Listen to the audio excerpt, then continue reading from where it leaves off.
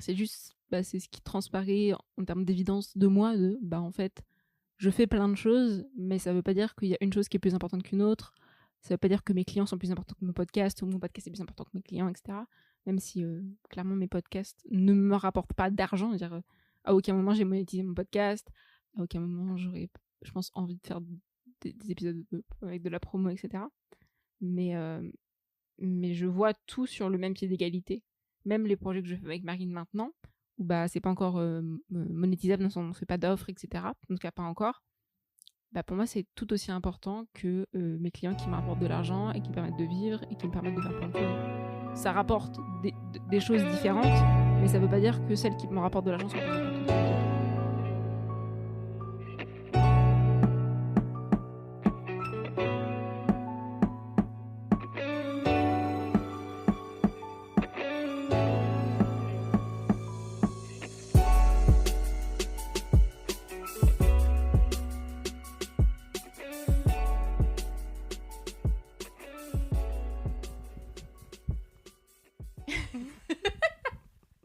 Après, c'est toi qui m'interviewe, Martine.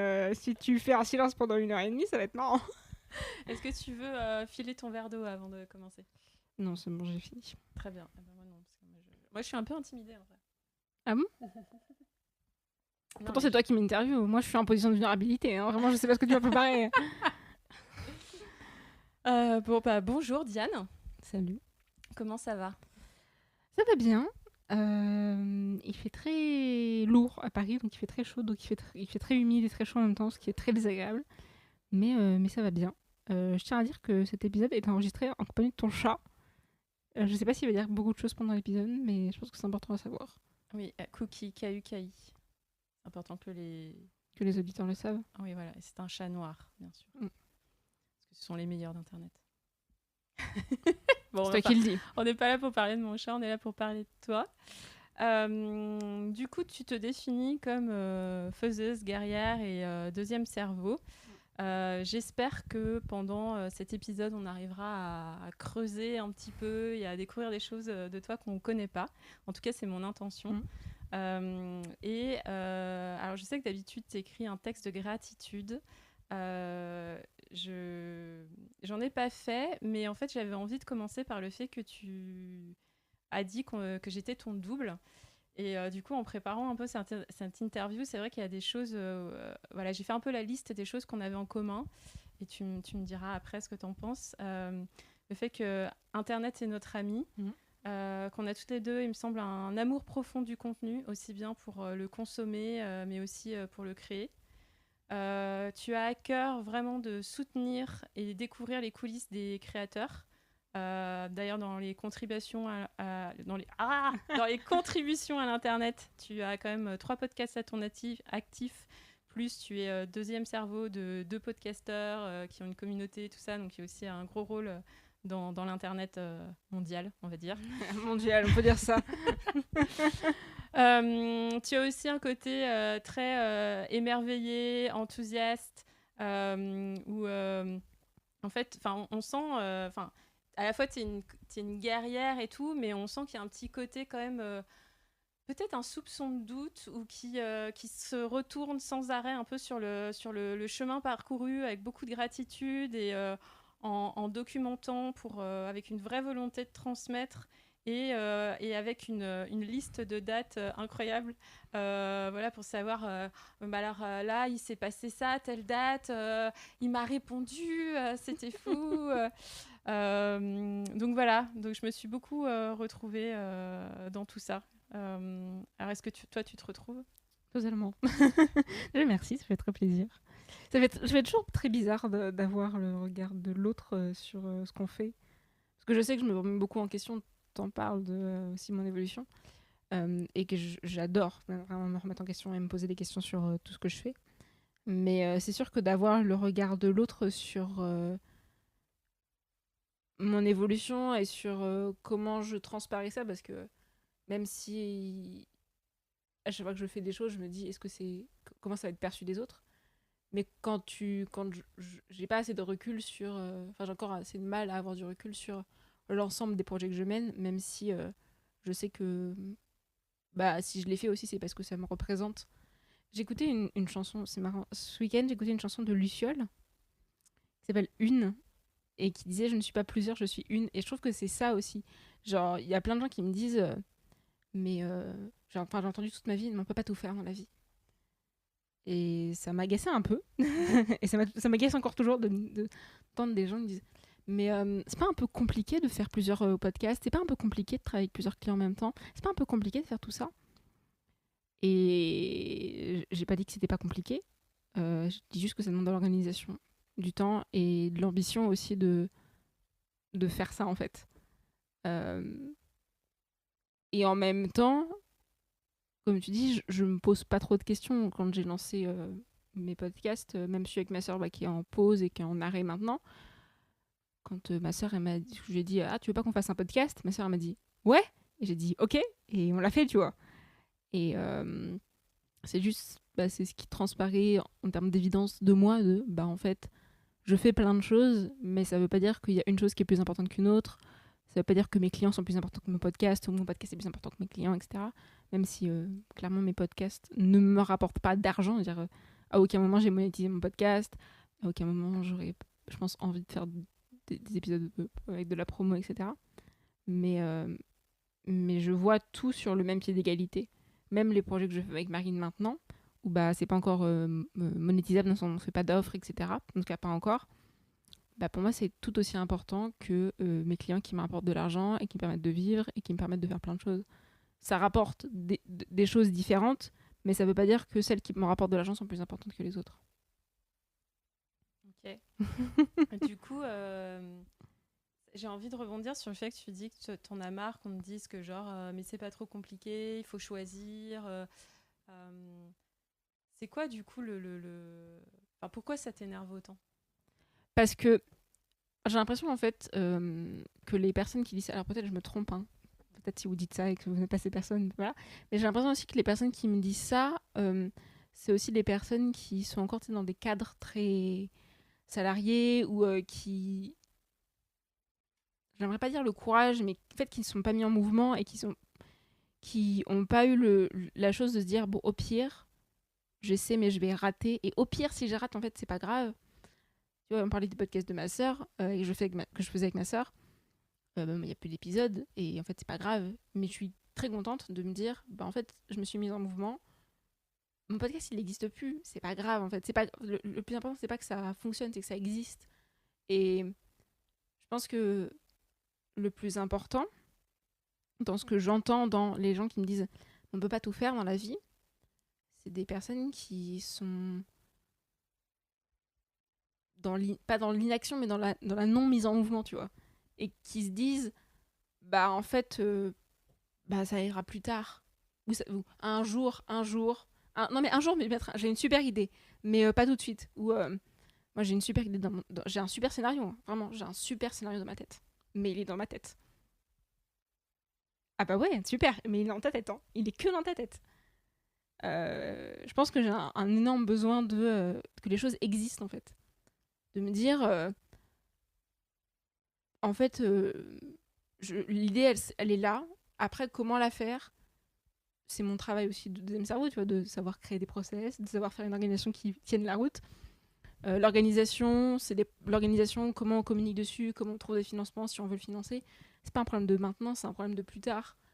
Et du coup, quand j'entends aussi des personnes ou quand je vois des personnes qui se disent j'aimerais trop faire ça, mais, mais j'ai peur de pas y arriver, ou j'ai peur que personne le voit, ou j'ai peur que, que ça fonctionne pas, bah, je me dis c'est dommage parce qu'en fait, après, tu te mets déjà des peurs qui sont pas encore présentes. Dire ton idée, elle est juste là. Concentre-toi sur ton idée et comment tu veux la développer et comment tu vas faire pour qu'elle soit, genre qu'elle sorte un peu du lot, que t'en sois fier, que ce soit pas juste, bah, genre j'ai envie de faire un podcast, ouais, cool. Mais qu'est-ce qu'on a envie de faire comme podcast? Bah, je sais pas. C'est les interviews, c'est tendance. Alors je vais faire des interviews. Je me dis mais pourquoi tu veux faire des interviews? Genre aller vraiment au fond de ton idée et pas juste bah faire un truc comme tout le monde fait et de le faire parce que ça te fait plaisir de le faire. Et je pense que c'est un peu dommage dans ce que j'entends de ah mais on peut pas tout faire. Bah j'ai pas dit on peut pas tout faire maintenant, mais on peut tout faire, on peut faire plein de choses en une vie, tu vois.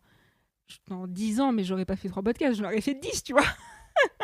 et, et juste me dirais, bah, j'ai fait plein de choses. Et que tu me découvres maintenant, dans 10 ans, il y a 5 ans, peut-être pas il y a 5 ans parce que j'ai pas encore de podcast, mais il y a 1 an, tu vois, tu te dis, waouh. En fait, j'ai l'impression qu'on me dise, ah putain, mais elle fait plein de trucs et c'est trop cool. Et tu sens qu'elle a envie de faire des choses. Et c'est assez gratifiant parce que c'est ce qui arrive déjà maintenant. Donc, et même quand on se rencontrait, tu vois, c'était ça. Donc c'est cool. Mais ouais, en fait, j'ai l'agacement et en même temps, d'un moment, je me dis, ah, mais c'est dommage en fait que tu me dises, on peut pas tout faire.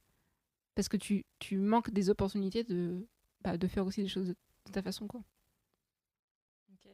Du coup, je pourrais rebondir là-dessus, mais, mais je me dis que voilà, cette force intérieure que tu as d'avoir envie que les choses existent pour toi, mais aussi pour les autres, parce que je sens cette frustration d'avoir envie que les projets des autres existent, et Dieu sait que j'ai la même.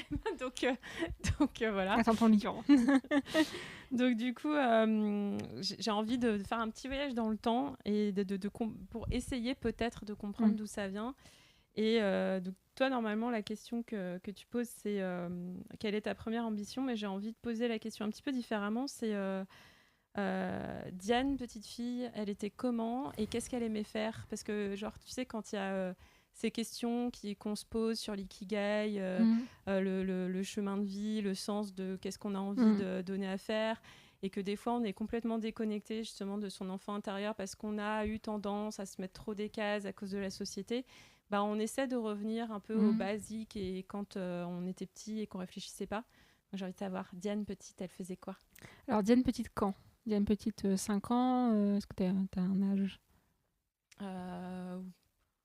Ouais, je dirais 5 à 12 ans. À 5 à 12 ans, oui, c'est un grand laps de temps, 5 à 12 ans chez moi. On va dire 5 ans. J'en ai beaucoup parlé dans les épisodes, mais moi je suis la dernière d'une fratrie. Donc j'ai un frère qui a 13 ans de plus que moi, une sœur qui a 10 ans de plus que moi, que j'ai reçue dans Belle Personne, Lucie, et une autre sœur qui a 8 ans de plus que moi, Élise. Mon frère s'appelle Samy. Et du coup, quand Diane elle a 5 ans, elle est très seule. Elle est très très seule. Elle est très très seule parce que aussi, quand t'as 5 ans et que t'as des frères et sœurs qui sont très âgés et qui en plus, j'ai un grand... 8 ans, c'est quand même assez long en termes d'écart d'âge. Donc entre ma plus petite sœur, je suis la plus proche en termes d'âge. Eux, ils sont aussi plus rapprochés, ils ont les mêmes c'est con, mais ils ont les mêmes références culturelles, ils écoutent les mêmes choses, ils ont les mêmes références de séries, etc. Donc j'avais aussi un truc de... en fait, j'étais très seule. Quand j'avais 5 ans, je jouais beaucoup au Playmobil. Voilà. Mais ce que j'aimais faire, c'était beaucoup jouer toute seule. Enfin, j'aimais beaucoup être toute seule et jouer dans mon coin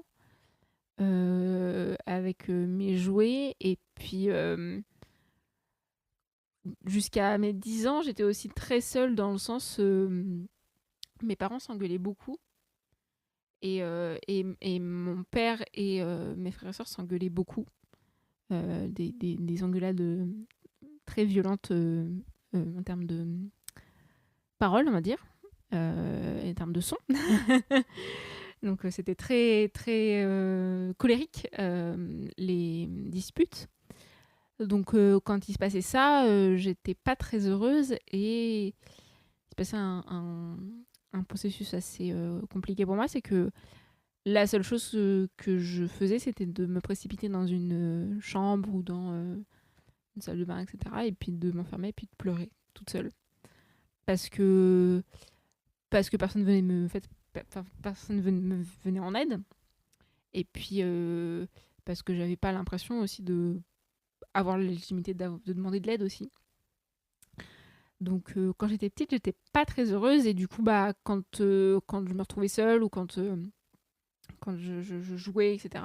Même, tu vois, j'ai pas fait les colonies de vacances et tout parce qu'en fait, j'ai dû en faire une ou deux parce qu'en fait, à chaque fois, je détestais essayer de me faire des nouvelles amies ou des nouveaux amis parce que j'avais l'impression de, à chaque fois, me retrouver dans un truc de bon, débrouille-toi, vas-y, essaye de sociabiliser alors que tu n'as jamais appris à le faire Et c'est très très compliqué pour moi.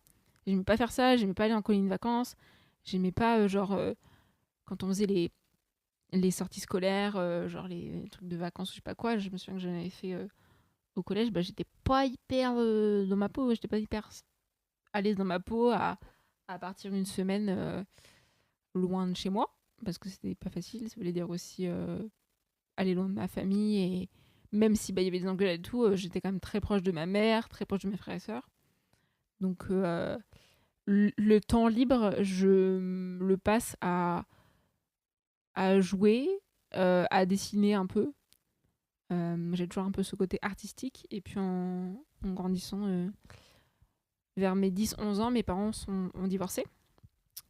Et du coup, ça a été en même temps, je pense, une libération de vivre qu'avec ma mère. Et en même temps, un désespoir. C'est-à-dire que donc, mes parents ont divorcé, j'avais 10-11 ans.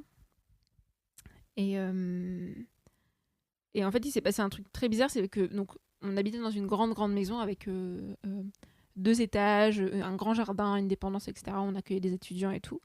Et quand mes parents ont divorcé, ma mère a vendu cette maison, on est allé dans un appartement. Et il s'est passé quelque chose, c'est que mon frère est parti de Tours pour aller faire des études à Paris. Ma sœur Lucie est partie de Tours pour faire des études à Londres. À Londres. Et à Bath, en Angleterre. Et ma sœur Élise, genre 2-3 ans plus tard, est partie faire des études à La Rochelle. Donc je me suis retrouvée très vite, vraiment toute seule. Et j'étais en mode super, les gars, le soutien dans la famille, c'est vraiment quelque chose qui nous caractérise. Donc j'étais aussi très triste parce que j'avais l'impression que tout le monde me laissait toute seule. Et puis ma mère était en mode je sais pas trop quoi faire parce que j'ai un peu l'impression que c'est. Je pense que ma mère a un peu eu l'impression que c'était de sa faute, etc. Et puis c'était pas de sa faute parce que vraiment c'était juste un choix qu'elle avait fait et puis c'était le meilleur choix aussi parce que ça se passait très mal. Et du coup j'étais un peu la bonne élève quand même au collège. Genre, à l'école j'étais la bonne élève, qui faisait ses cours, qui faisait ses devoirs, qui avait toujours des bonnes notes, qui levait la main, qui était toujours un peu la bonne élève. Mais j'étais pas hyper heureuse quand même durant cette enfance, on va dire, jusqu'à mes 10-11 ans. Donc voilà. Du coup, tu te réfugiais dans quoi? Parce que tu disais que tu dessinais un peu, que tu... C'est pas Playmobil qu'on dit en avant les histoires? Si.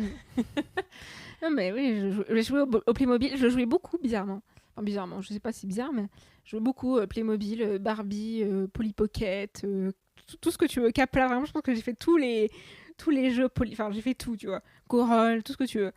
Mais ouais, je m'inventais des histoires en fait, je pense que c'est ça. J'inventais des histoires sur plein de choses. Je faisais jouer les Polly Pocket avec les Barbies, je faisais des mash-up de plein de trucs. Je me souviens, il y a mes grands-parents qui avaient un appartement à Noirmoutier. Et je me souviens de vacances où j'étais avec ma sœur Élise, donc celle qui a 8 ans plus que moi. Et puis on s'amusait à faire un défilé de poneys, tu vois. Donc vraiment, je pense que je m'inventais beaucoup d'histoires. Après, j'étais une enfant, hein, c'était aussi un peu logique, mais je pense que c'est ça. Et bizarrement, c'est un peu resté aussi de... je travaille aussi à faire je travaille aussi avec des personnes qui sont créatives et tout, donc ça vient aussi de ça, quoi. Du coup, tu parlais que tu dessinais un peu et qu'il y avait un truc artistique. Et c'est vrai que dans ton parcours, j'ai quand même repéré que tu as fait comme une option art plastique. Ouais. Au bac. Tu disais que tu voulais être directrice artistique, que tu adores mettre en page des feuillets, tout ça. Ce qui est marrant en plus, c'est que quand j'étais au collège, c'était au collège en primaire, j'ai commencé à faire... dans ma famille, on est toujours... ma mère nous a toujours emmenés dans des musées, on est toujours beaucoup de choses culturelles. À Tours, il y a un cinéma d'art et essai où on allait tous les week-ends ou toutes les semaines avec un truc hyper associatif, culturel, etc. Donc on allait beaucoup dans des milieux culturels. On est dans des festivals, etc. Il y a des festivals de rue, d'art de rue, etc. Donc c'était toujours quelque chose qui m'intéressait. Et ma mère nous a un peu genre... Enfin, que ce soit moi, mon frère, mes 2 sœurs, on a toujours été un peu au même diapason culturel. Donc c'est juste un peu moi sur les 4 qui s'est dit j'ai envie d'en faire mon métier. Et du coup, quand on était petits, on allait tous à un truc qui s'appelait les ateliers de l'imaginaire, qui était un espace à Tours, qui était fait par une artiste plasticienne. Et l'objectif, c'était juste de faire, genre de s'amuser, de faire de l'art plastique. Donc il y avait un truc pour faire de la mosaïque, un truc pour faire de la peinture, un truc pour faire de la sculpture. Enfin, tu pouvais un peu faire ce que tu voulais. Et du coup, ma mère m'y a emmenée et j'ai dû faire ça, tu sais, quand j'étais en primaire, le mercredi après-midi, sans trop réfléchir de ce que je voulais faire. J'étais en mode, bah c'est cool, je m'amuse, je fais des dessins, c'est trop cool, je fais de la peinture, voilà, tu vois. Et, euh, et à un moment, on s'est rendu compte avec ma... Enfin, c'est beaucoup ma mère qui s'en est rendu compte. C'est qu'en fait, je faisais tout le temps les mêmes choses. Genre, quand je faisais de la peinture, je faisais tout le temps les mêmes dessins, etc. Ma mère m'a dit, bon, ça serait un peu dommage quand même que tu fasses tout le temps la même chose artistiquement. Je pense que ma mère était un peu une directrice artistique sans le savoir. Mais du coup, c'était un peu dommage. Et du coup, on a découvert un atelier, un atelier d'art plastique qui était fait par un artiste plasticien, qui a été un peu ma découverte. Et c'était un vrai artiste plasticien qui faisait des expositions. Il a fait des expositions dans des châteaux en Touraine, etc. Il a exposé, j'arrive à parler, pour des musées. Il donnait des cours pour des adultes, etc. Donc il faisait beaucoup de choses. Et j'ai découvert cette personne qui s'appelle Jean-Pierre Loiseau.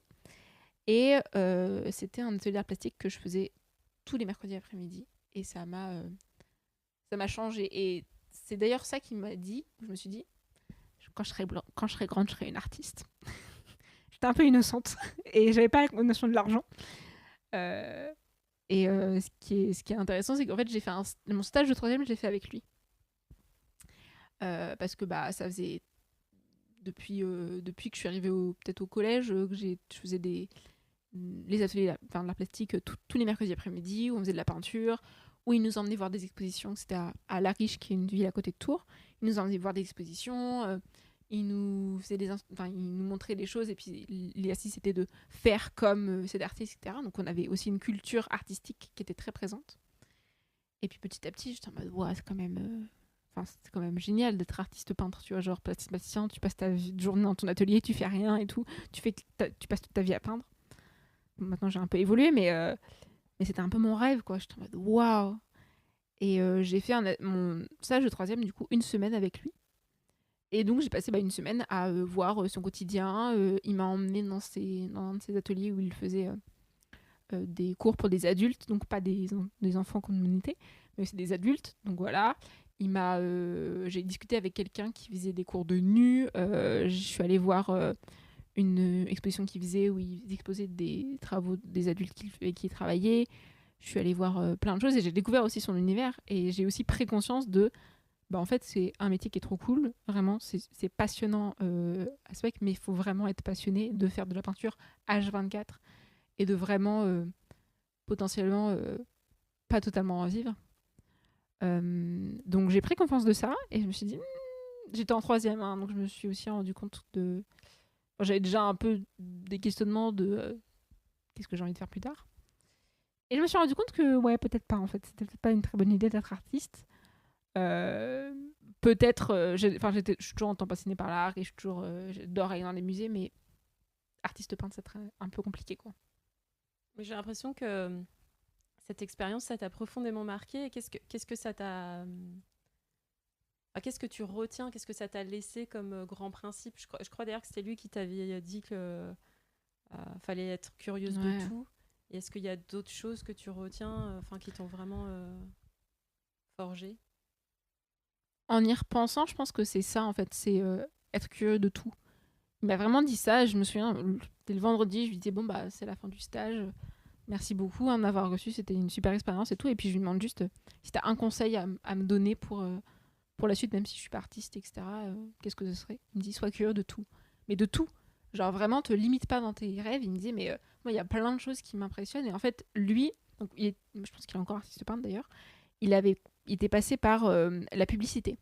Donc il avait été pendant un moment publiciste, il avait travaillé en tant que créatif dans une agence de pub, etc. Et il avait travaillé pour des grandes campagnes de pub. Et je me souviens d'ailleurs, il y avait mon prof d'art plastique qui était passé un jour pour voir comment ça se passait, s'il ne me maltraitait pas. Et ils avaient commencé à parler de plein de campagnes de pub et tout, et j'étais en mode waouh, ils avaient les mêmes références, j'étais en mode ok, donc en fait il a fait vraiment des trucs hyper forts. Bien sûr, je m'en souviens pas du tout. Mais ouais, je pense que c'était ça. C'était en fait, sois curieux de tout. Il me disait, mais tu te rends pas compte, mais tu vas dans la rue, t'as plein de choses qui peuvent t'inspirer pour une création, pour un livre, pour plein de choses. Et je pense que c'était ça. Et aussi, c'est con, mais de savoir se prendre au sérieux. Euh,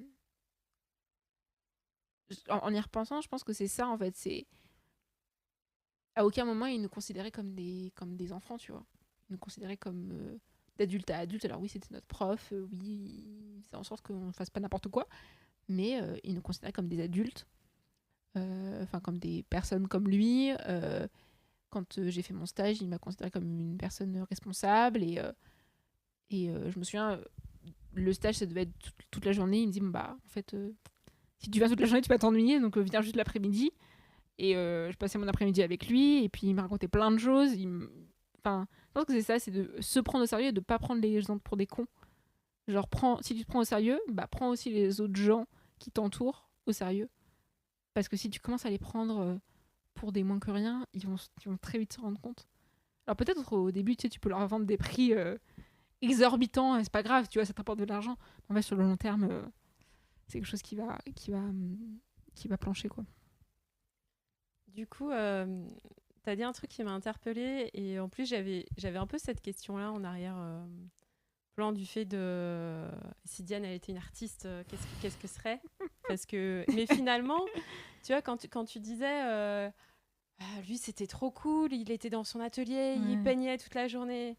Enfin, quand je te vois, moi j'ai un peu l'impression que finalement c'est ce que tu fais. C'est genre, alors je sais pas si c'est trop cool Oui. parce que ça demande du travail, mais t'es chez toi ou à ton bureau et toute la journée tu travailles, tu fais des contenus, Bah, tu fais des podcasts. je pense que la différence, c'est que euh, quand j'ai fait mon stage, ce que je me suis rendu compte aussi, c'est que j'aimerais beaucoup travailler, faire des choses artistiques et de créer des choses, mais de les créer de mes mains, dans le sens, genre faire de la poterie ou faire de la peinture, bah ça allait être sympa pendant 6 mois. Genre, je fais une retraite créative où je fais de la peinture pendant une semaine, ouais, c'est cool.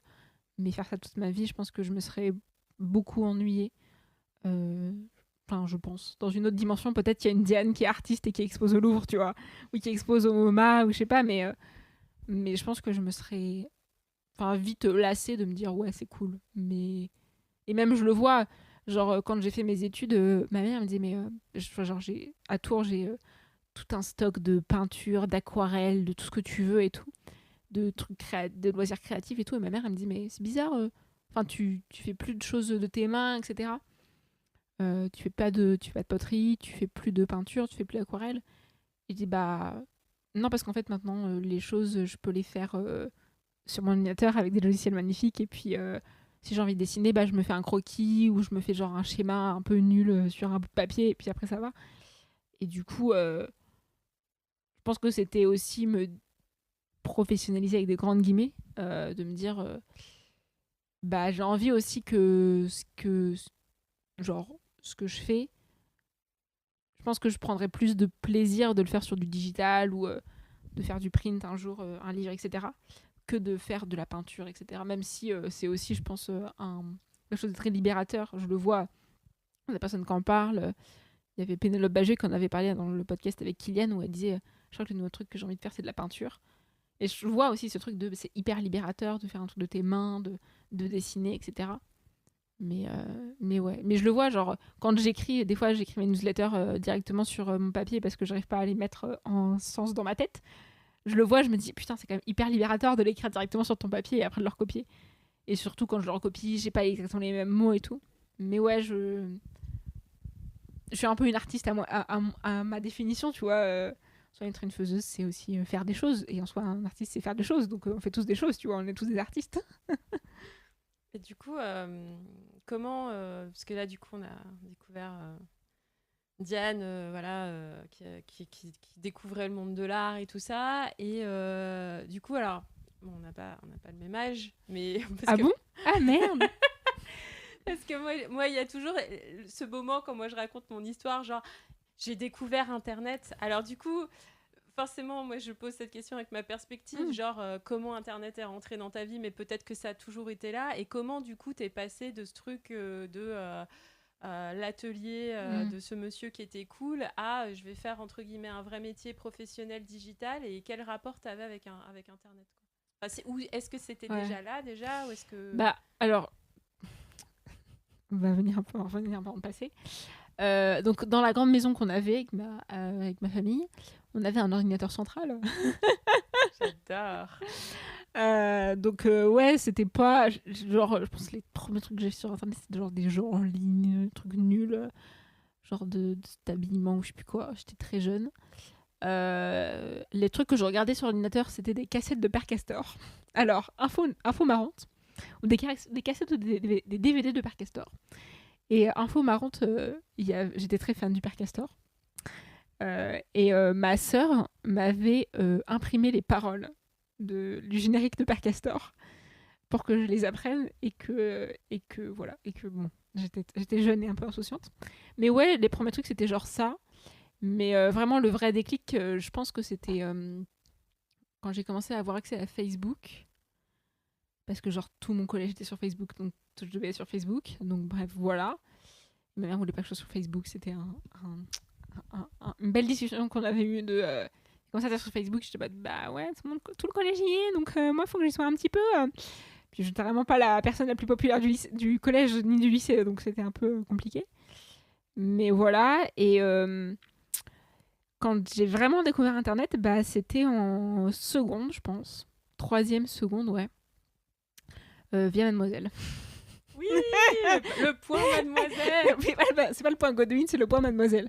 Donc oui, via Mademoiselle et via Marion Seclin. Parce qu'en fait, j'ai découvert En fait, c'est quand j'étais en troisième seconde que j'ai commencé à découvrir les podcasts.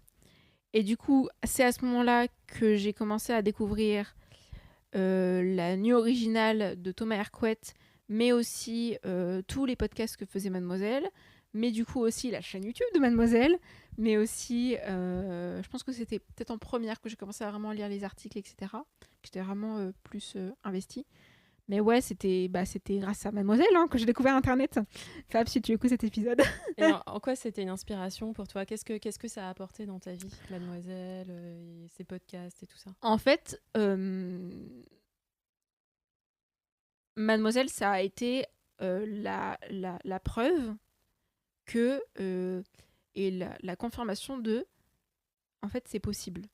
Genre il y a des gens, ils existent et ils ont écrit des trucs sur Internet et genre c'est leur métier et c'est possible de faire des choses et c'est possible de croire en ce qu'on fait et c'est possible de défendre des idées et c'est possible d'y aller en fait. Moi j'étais au collège, lycée, surtout en lycée, en seconde, j'étais pas au top de ma forme, j'étais hyper déprimée et tout. Je venais d'arriver dans un lycée où c'était cool, mais j'avais des notes de merde, etc. Et je lisais ça, je regardais les vidéos de Marion Seclin qui se lève avec Boulette et qui faisait son make-up en 2 minutes et qui se maquillait même pas, et était en mode bon bah, puisque elle l'a fait, moi ça doit être possible de le faire du coup.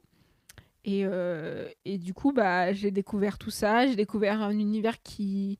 En fait, c'est con, mais Mademoiselle, quand les personnes qui écrivaient sur Mad ou qui faisaient leurs vidéos, bah, elles me parlaient comme à une personne, tu vois.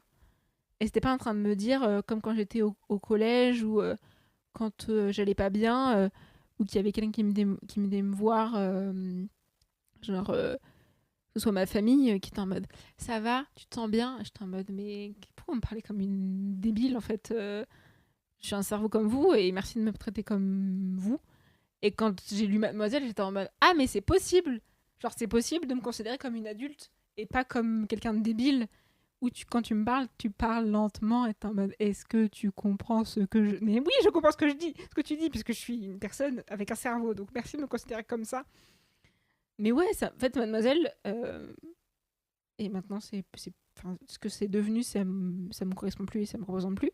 Mais ça a été ça, en fait. C'était de me dire, bon, bah. En fait, t'as pas besoin d'être une personne spéciale pour faire des choses. Genre, les personnes chez Mademoiselle, les rédactrices, les personnes qui y travaillaient, c'était des personnes comme moi, qui avaient eu un passé, qui avaient eu des moments de doute, qui avaient eu des moments de de confiance en elles, des moments de déprime, des moments de plein de choses, et qui parlaient de plein de choses. Ils avaient fait les lives sur la confiance en soi, sur les vacances, sur les complexes, sur plein de sujets. Et je me disais, bon, bah, elles sont pas plus spéciales, c'est pas des personnes plus spéciales que moi en soi. Donc en soi, je suis capable de faire des choses.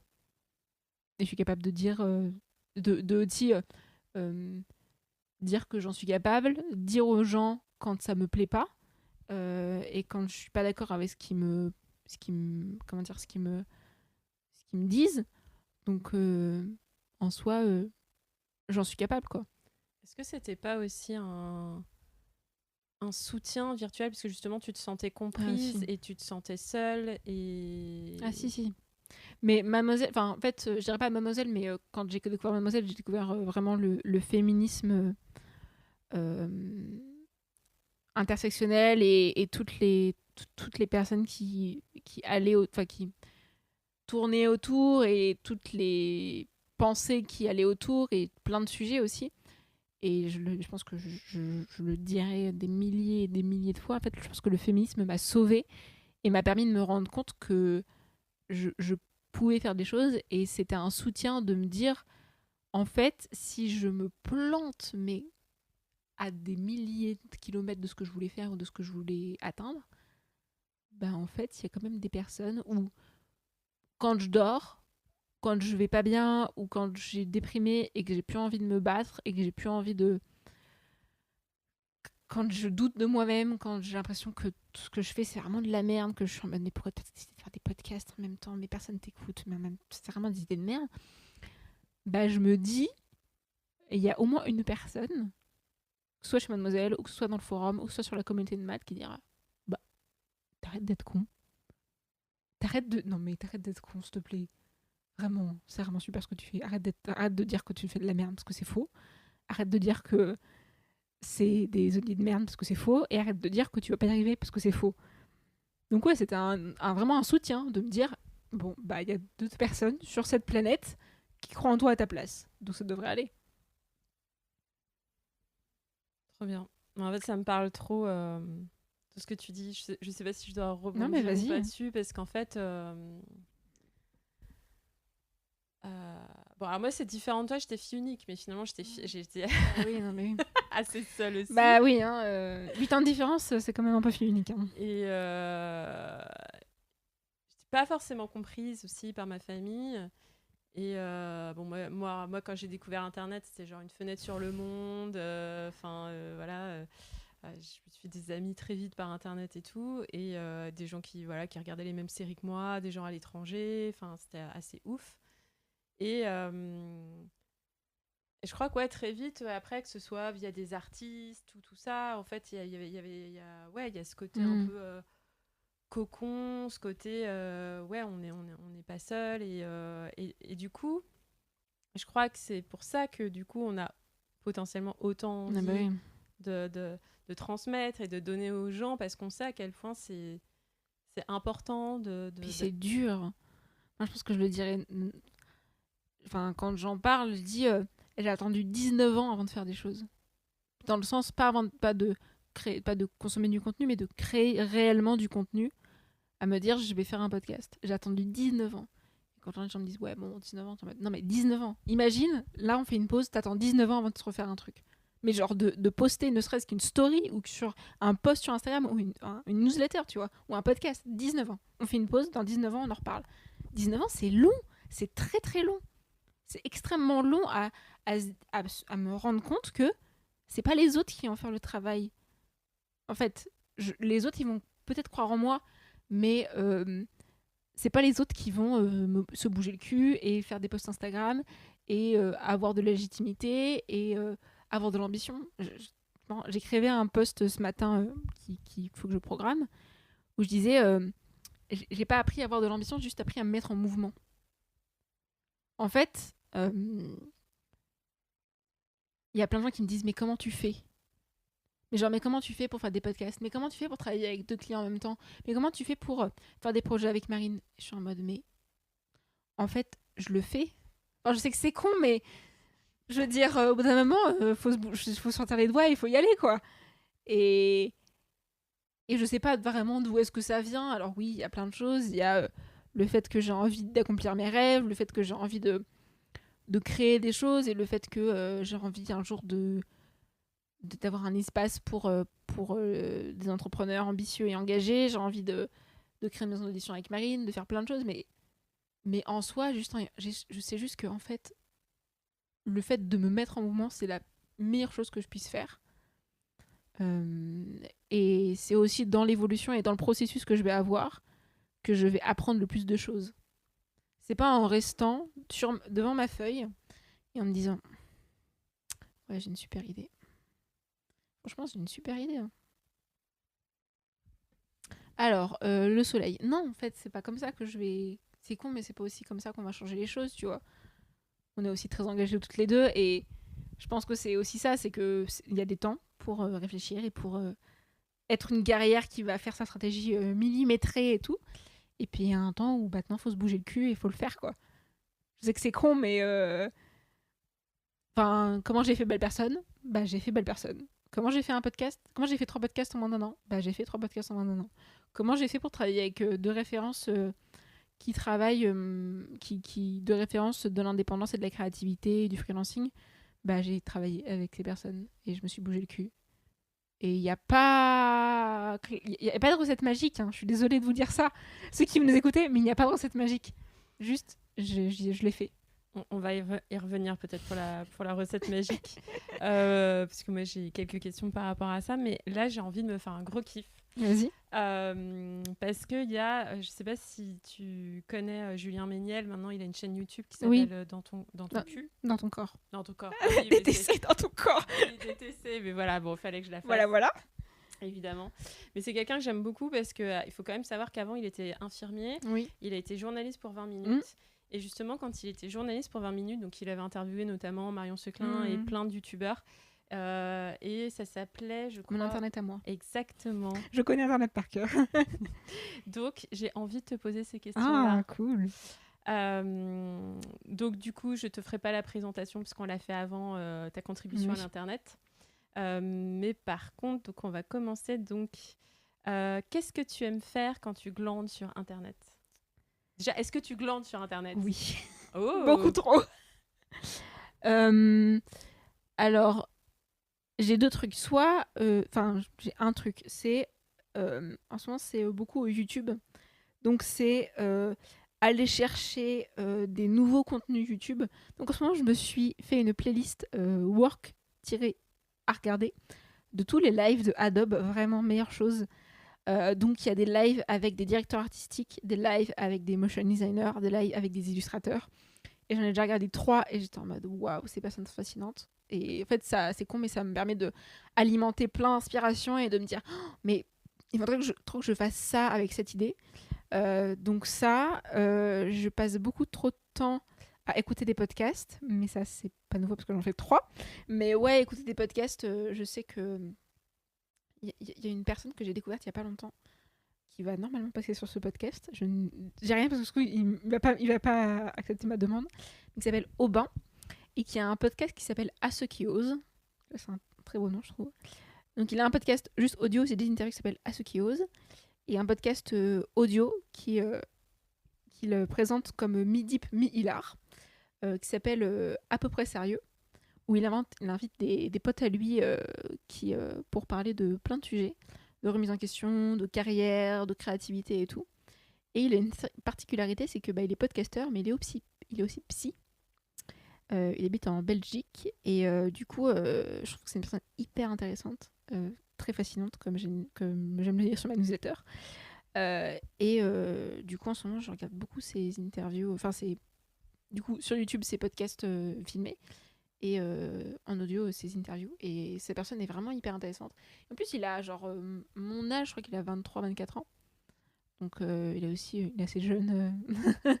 Il a aussi plein de choses, donc ouais, YouTube, beaucoup de vidéos aussi très con hein, j'ai une passion Glee, donc je passe beaucoup de temps à regarder des compilations de chansons de Glee, il faut pas m'en vouloir. Et voilà, donc ouais. Est-ce que tu as une pépite à recommander ? Du coup, Aubin, vraiment, je ne sais même plus son nom de famille, je suis vraiment très mauvaise. Mais Aubin, il y a une autre personne que je peux recommander qui s'appelle Mutin de Perdre, que j'ai interviewé dans mon podcast solo, qui fait un travail mais magnifique et tellement recherché, donc qui est illustratrice. Elle s'appelle Anaïs Janel, de son vrai nom. Elle a une chaîne YouTube et elle a un compte Instagram et elle fait des produits sur Etsy et vraiment elle a... Enfin, je sais pas, elle a un univers qui est extraordinaire, assez onirique, avec des traits assez enfantins, etc. Et elle fait des vidéos YouTube qui sont genre mais perchées sur plein de sujets, où elle fait des choses qui sont nouvelles pour elle et tout. Et je sais que je l'ai beaucoup recommandé et que je la soutiens beaucoup, mais vraiment c'est une pépite que vraiment, si vous ne connaissez pas cette personne, je ne sais pas ce que vous faites sur cette terre. Mais du coup, elle est illustratrice? Ouais, Ok. illustratrice. Elle m'avait dit que la chose qu'elle voudrait faire, ce serait une BD. Donc, elle travaille chaque jour pour essayer de faire une BD. En soi, elle fait des petites BD sur Instagram. Donc, petite pierre déjà à l'édifice. Hein. Ta vidéo préférée de tout l'internet?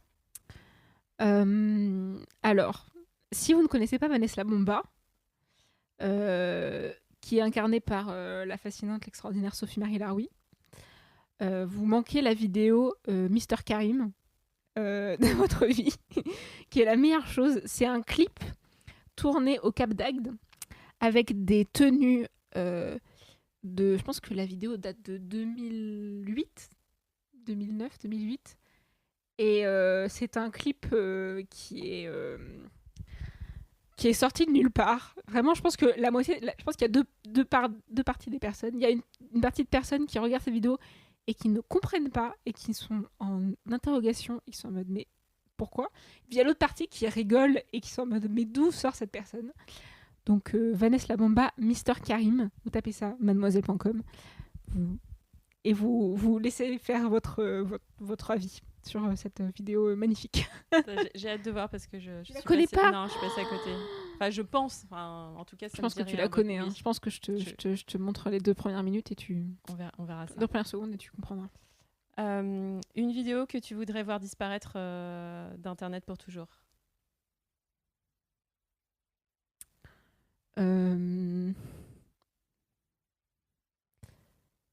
J'allais dire les vidéos de haters un peu cons et un peu... Enfin, qui font... Je veux dire, qui font les choses juste pour avoir genre de la visibilité malsaine, dans le sens qui sont là en train de réagir sur des vidéos de personnes qui n'en ont rien demandé. Donc ouais, peut-être ce genre de vidéo, je suis en mode... Internet est fait pour être un espace safe. J'ai pas envie d'avoir des personnes cons dans mon entourage. Mais après, ils ont enfin, j'allais dire, ils ont le droit d'exister, ils ont le droit de faire des vidéos connes, mais ce n'est que mon avis. Une personne sans lequel ou laquelle Internet serait moins beau. Non, Internet est... Peu importe, une vidéo tout féminisé. Voilà. Oui, féminisé. Internet est une fille. Bon. Donc, une personne sans laquelle Internet serait moins beau. Toi? Oh. Bah oui, toi. T'es déjà une belle personne, non?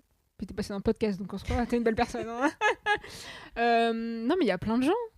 Bah oui, bah vas-y, tu peux Y a faire une petite liste.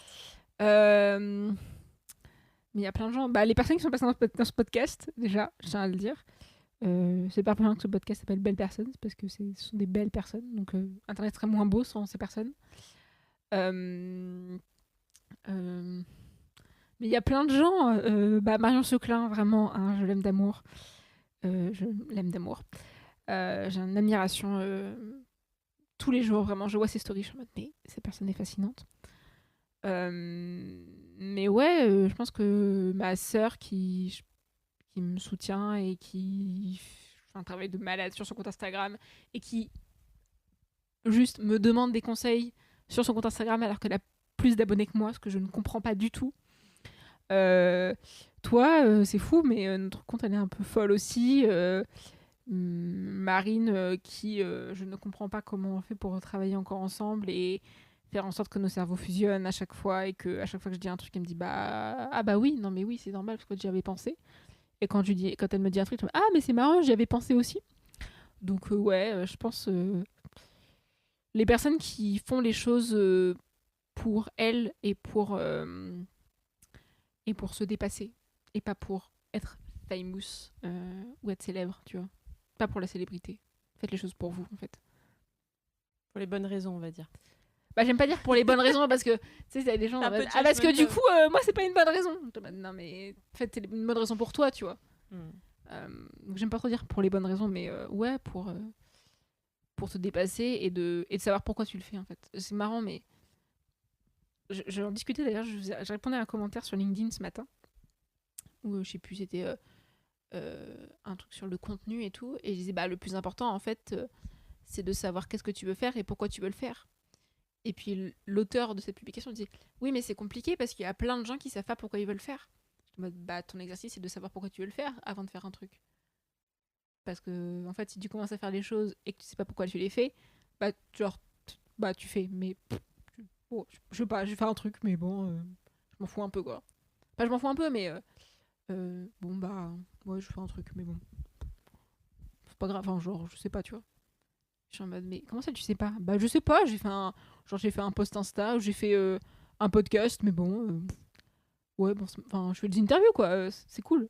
Je me dis, mais c'est cool de quoi?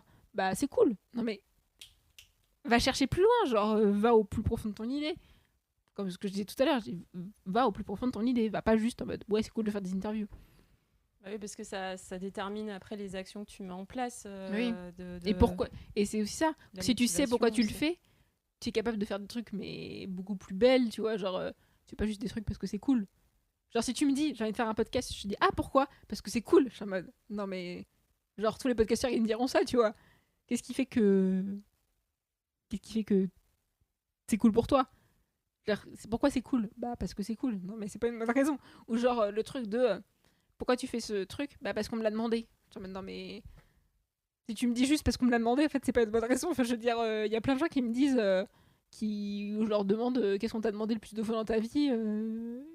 Ils pourraient me répondre, mais c'est pas pour ça qu'ils en font un produit, un podcast, un contenu, je sais pas quoi, tu vois. Et qu'ils font des choses.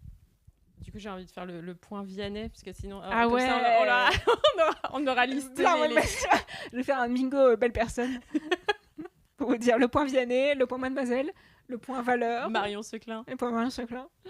Non, mais parce qu'en fait, j'avais interviewé Vianney à ses tout débuts, et effectivement, c'est ce qu'il m'avait dit pour faire de la musique, et il m'avait dit c'est important de savoir pourquoi on fait de la musique. Et... Voilà, donc tout ça pour dire que tu parles comme Vianney, tu dis la même chose que Vianney. Ouais, je sais, j'ai un petit côté Vianney en moi.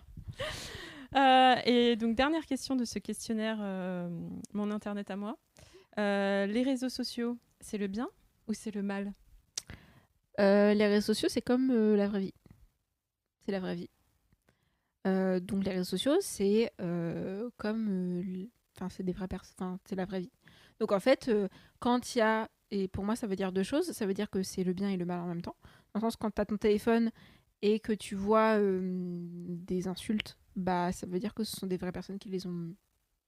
C'est parti d'un vrai cerveau, qui est parti de vraies mains, qui l'a tapé sur ton vrai téléphone, sur ton vrai ordinateur. Donc, c'est la vraie vie.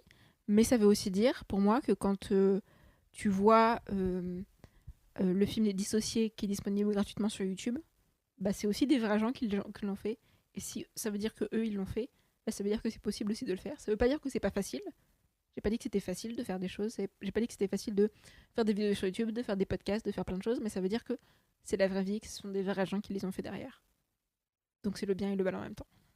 Bon, bah, parfaite transition pour revenir sur ce qu'on disait avant. Parce que moi, j'ai envie de rebondir sur ce truc, parce que moi, on me dit souvent, effectivement, pareil, genre, comment tu fais 3000 trucs. Alors, déjà, moi, j'ai l'impression de rien faire. Donc, quand les gens me disent ça, ça me tue toujours.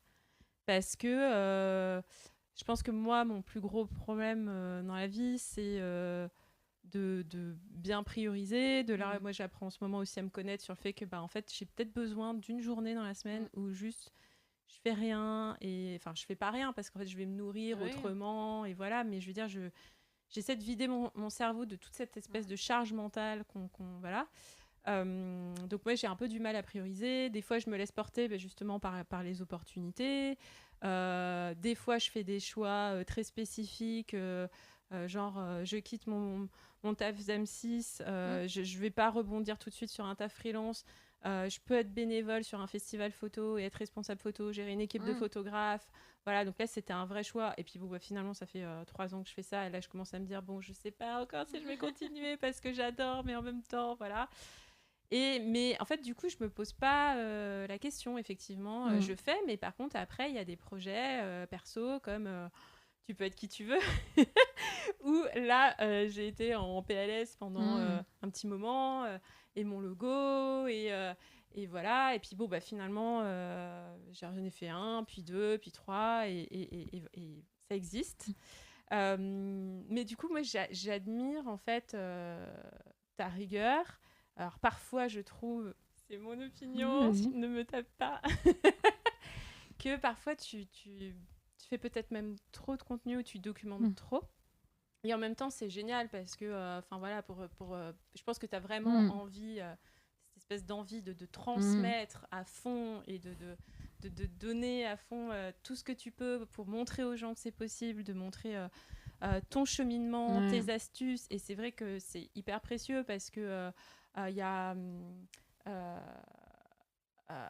j'ai un trou. Ce Paul Taylor, qui est cet humoriste anglais qui a non, anglais, en France, oui, anglais, mais parce qu'en fait il était il travaillait chez Apple et il a démissionné. Je connais l'histoire. On a tellement les mêmes rêves, c'est insupportable. Mais c'est fou. Non, on va peut-être expliquer pour les personnes qui écoutent.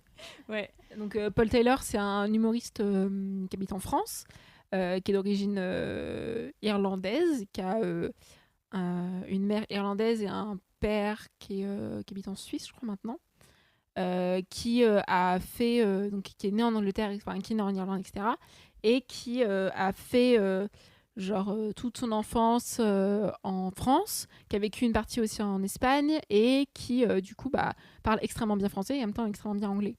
Et il a commencé pendant ses études à travailler chez Apple en tant que vendeur, et puis petit à petit, en fait, il est monté en compétences, et il a commencé à être formateur, mais genre partout dans le monde. Il a fait des formations à Sydney, en Chine, dans plein de villes. Et il s'est rendu compte à un moment, en fait, il le racontait, il dit ça a coïncidé avec la mort de Steve Jobs et la mort du père de sa femme, je crois. Et il s'est rendu compte, en fait, que c'est à ce moment-là aussi qu'il a commencé à lire la biographie de Steve Jobs. Et il s'est rendu compte que le truc pour lequel il était en train de travailler, c'était genre le truc que Steve Jobs, il avait commencé à penser et commencé à travailler pour. Je pense qu'il a commencé à travailler pour. À penser à Apple, je pense, il avait une vingtaine d'années ou un truc comme ça. Je sais même plus. Je ne connais pas l'histoire de Steve Jobs par cœur, désolé. Mais du coup, il a commencé à arrêté de travailler chez Apple et il a commencé à faire du stand-up. Et maintenant, il vit en France et il fait plein de choses. Il a fait une série avec Canal+, il a fait plein de choses. Ouais, et l'histoire, en fait, c'est que... Donc, en plus, du coup, quand il s'est lancé, bien sûr, en bon français, tout le monde était là, genre, mais t'es sûr et tout. Alors qu'en Angleterre, tout le monde était là, mais vas-y. Et puis, tout le monde était là, quoi, tu démissionnes, mais le chômage. Et bon, voilà, French story. Et en fait, il a fait une première vidéo, La Bise, donc, voilà, qui n'aurait pas pu exister en temps de Covid, qui a bien fonctionné, puis petit à petit, voilà. Mais en fait, il a eu un podcast qui s'appelait How to be a Comedian, et justement, où il raconte un petit peu au début ses galères, et genre, il est là, genre, il va faire... il répond à des annonces de pub, et puis finalement, il se dit, ah ouais, mais c'est pas bien, parce que si je fais de la pub, on va m'identifier comme de la pub, je pourrais pas après être... Voilà. Donc du coup, c'est un vrai... tout ça pour dire, cette grande parenthèse, mais pour dire qu'effectivement, ça a un vrai sens aussi de documenter pour les gens et tout. Mais moi, j'admire vraiment cette rigueur et cette aptitude peut-être à mettre des priorités. Et, donc finalement, c'est pas... comment tu fais, parce que voilà, c'est plus il n'y a pas de secret. voilà, donc après je sais il faut lire tes newsletters sur voilà et tout. Non, mais en fait, ce que j'ai appris aussi, parce qu'en fait je fais des choses, tu vois, genre j'ai commencé à faire de l'associatif et à faire des vrais projets, on va dire, quand j'étais au lycée. Quand j'étais au lycée, j'étais j'étais pas hyper heureuse en seconde, et en fait j'ai découvert qu'il y avait une association de mon lycée qui s'appelait la MDL, donc la Maison des lycéens du lycée Balzac, qui était une association qui est un peu particulière parce que c'était une junior association. Donc ça veut dire que c'est une association qui est gérée que par des mineurs. Il y a juste un adulte qui était là, un de nos surveillants qui vérifiait qu'on ne prenait pas les sous et qu'on achetait des chaussures avec, quoi. Mais qui était là un peu pour encadrer le tout. Mais en fait, on était que des mineurs. Donc la présidente ou le président, c'était un mineur. La secrétaire, c'était un ou une mineure. On n'était que des mineurs. Et du coup, c'est con, mais quand j'étais en terminale et qu'il fallait envoyer des demandes à la mairie pour avoir des salles ou des scènes pour le bal de promo ou je sais pas quoi, en fait, c'était pas un adulte qui allait le faire, c'était moi, tu vois. J'étais en mode, je vais envoyer un mail. Bonjour, je suis Diana Daya, secrétaire de la... Enfin, c'était con, mais c'était ça. Et j'ai aussi appris à m'organiser par moi-même, tu vois. On n'avait pas un plan d'organisation, un rétro-planning ou un truc Notion comme on a maintenant, voici ce que c'est qu'un bon rétro-planning, voici ce que c'est qu'un budget, voilà. Donc j'ai un peu appris par moi-même. Et aussi, j'ai très vite considéré que c'était quand même quelque chose de... Enfin, puisque je prenais beaucoup de temps et c'était quelque chose qui me faisait très plaisir, j'ai considéré aussi que c'était quelque chose de sérieux pour moi. Et que puisque c'était quelque chose de sérieux, il fallait que je fasse pas juste de la petite organisation, mais aussi que... c'est con, mais tu gères une mini-équipe. Alors, c'est des équipes de lycéens qui étaient pas du tout sérieux et quand on faisait des événements, il y avait déjà 10 personnes qui venaient, mais c'était quand même déjà 10 personnes. J'étais en mode, il y a déjà 10 personnes qui étaient en mode, ouais, ça a l'air intéressant. Ok. Et ce que j'ai appris, parce que du coup j'ai fait ça, après quand je suis partie du lycée, j'ai arrêté d'être bénévole dans cette association parce que j'étais plus lycéenne. Puis j'ai commencé à faire plein de choses, etc. Maintenant je suis bénévole pour À Tour de Bulle et pour plein de choses. Mais ce que j'ai appris dans toute cette organisation et dans tous ces trucs de... c'est con, mais quand j'étais au lycée, je me faisais des to-do list pour le week-end, pour les devoirs que je devais faire. Et ce que j'ai pris conscience, c'est que l'organisation, c'est pas genre des templates Notion à appliquer. C'est pas juste une organisation avec des rétro-planning et des plans de 90 jours à suivre à la lettre. C'est un mindset. C'est pas que, voici une to-do list, maintenant respecte-la. En fait, non, si tu dis vas-y, respecte-la, la personne va dire non, j'ai pas envie de la respecter. Rien à foutre. Non, j'ai pas envie. Genre, on la connaît tous. Tu te fiches une organisation, t'es en mode ouais, il y a un to-do list. Alors aujourd'hui, je fais ça, ça, ça, ça, ça. Premier jour, tu l'as fait. Deuxième jour, tu l'as fait. Troisième jour, ouais, c'est pas grave. Quatrième jour, ouais. Allez, quel est le secret du mindset? Je fais 50% du travail et puis après, c'est pas grave. C'est de se prendre au sérieux. Je sais que c'est con, mais c'est de la rigueur. Et la rigueur, c'est aussi... Non, le truc, c'est qu'en fait, quand j'ai fait mes études, je voyais la différence de moi, qui genre, c'est con, mais rendais mes devoirs à l'heure, rendais mes trucs en avance, qui avait le temps aussi de genre avoir l'avis d'une autre personne, genre de Marine ou d'un autre camarade pour avoir son avis. Et tu vois la différence entre toi qui te prends à peu près au sérieux et qui quand même a une régularité de genre tes devoirs, etc.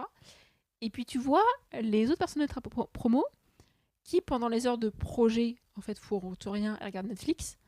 Les personnes qui pendant les heures de projet travaillent mais en fait ils comprennent rien et puis genre 2 jours avant de rendre le truc ils sont en mode Diane, est-ce que tu peux m'aider à faire ça parce que j'ai pas compris et que j'ai genre et je suis en mode oui, enfin je vais t'expliquer parce que j'ai passé 5 heures à essayer de comprendre comment ça fonctionnait et puis au bout de 5 heures j'ai trouvé la solution parce que en fait, je me suis cassé le cul à faire le truc.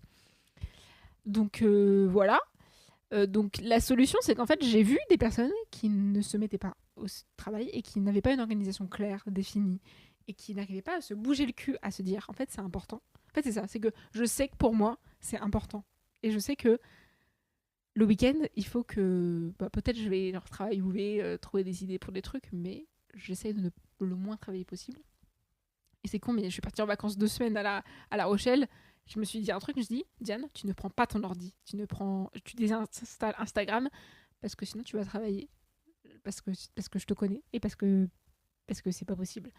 Donc ouais, je pense que le secret du mindset, c'est un peu de se prendre au sérieux et de se dire en fait, c'est vraiment important.